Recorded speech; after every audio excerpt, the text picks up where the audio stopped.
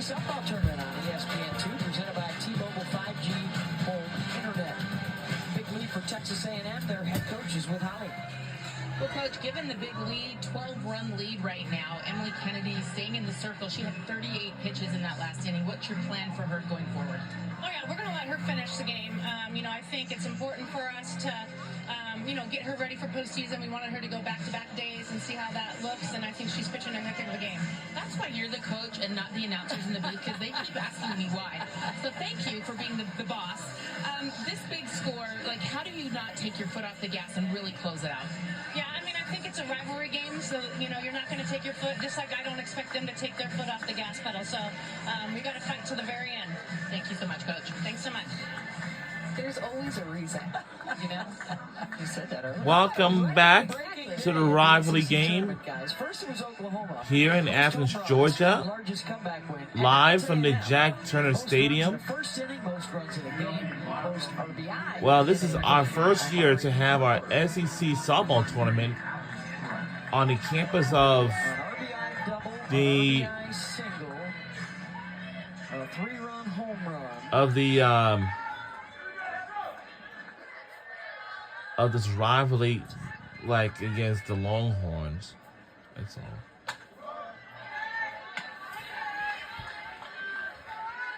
I can't believe our team right now for the Texas A&M Aggies has the largest lead that ever we have gotten since during the first inning, maybe the second, maybe the third, and maybe the fourth. Sophia Simpson has had her But the entire Texas career. Longhorns, they have got some work to do.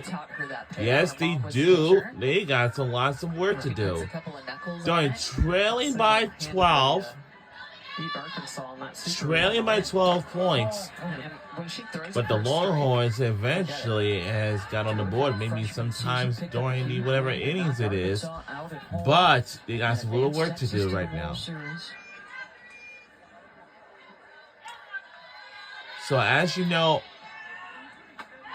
wow. All right. It gets back to what we were talking about earlier in the game.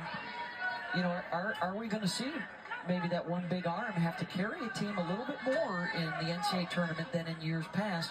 You're going to have to perhaps pitch back-to-back, which you haven't done a lot of in the regular season. Well, and I think you have to build up the resiliency of that ace, right? And we want to thank you all for making a great, successful first week of May.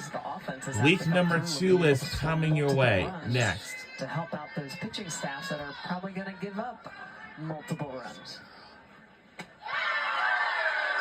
Sophia Simpson coming in here. Wow. Second strikeout. Second consecutive strikeout for Simpson. One down. Let's see the way that ball just tumbles out. Really good rotation. Hard to identify. Here's Kramer Eshte. An RBI triple in the second.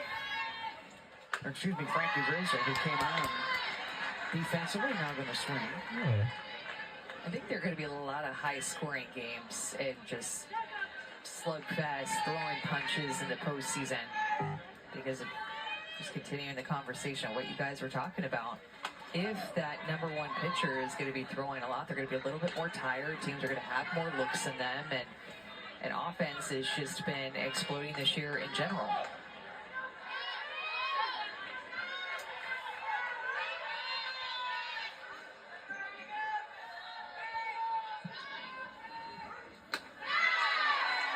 Swing and miss. 1-2.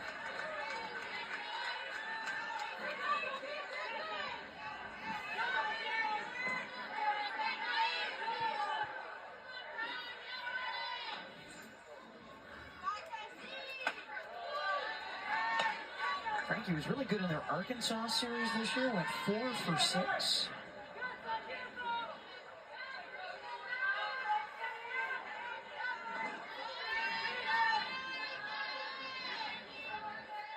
Aggies added 9 freshmen. 2 down. She came in when Amari Harper got hurt earlier in the year. As a spark plug for their offense.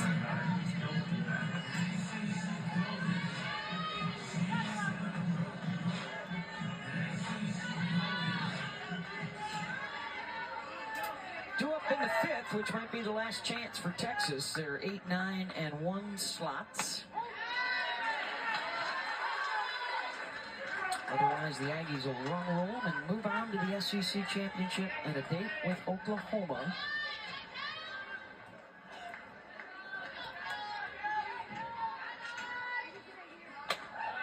Those two did not see each other in the regular season.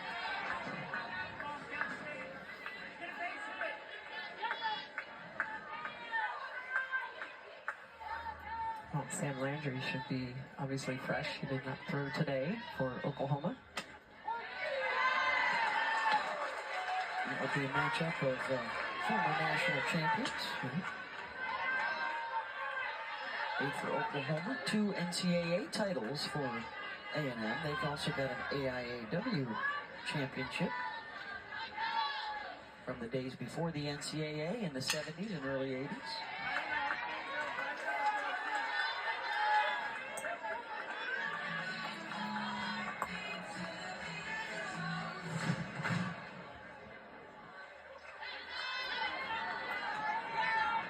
One to Mathis from Sophia Simpson.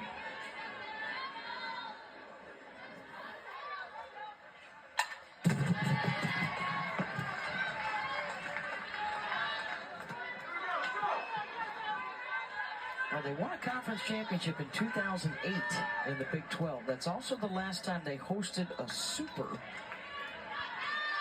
They will be amongst the favorites to return to the World Series for the first time since 2017. As well as winning another national championship. Got to go back to the 80s.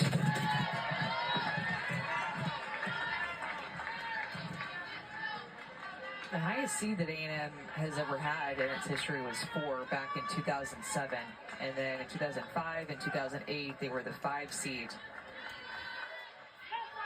It hosted 3 Super Regionals all time. The last time that they hosted a Super Regional, Tricia Ford was in the other dugout with Stanford as the pitching coach in 2008.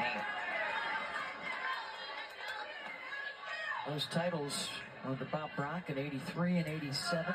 That Sean Andaya. Sean Andaya. Man, she could throw a mean zing rise it. ball. Yeah. Lori Stahl, lefty. Yeah. 1-2 pitch. Mathis out to center. So here we go. Last chance for Texas. When we get back, last and final chance for Texas when we return.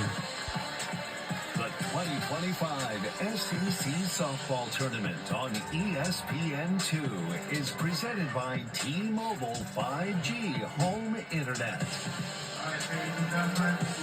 We'll be right back. We'll find out who wins right after this.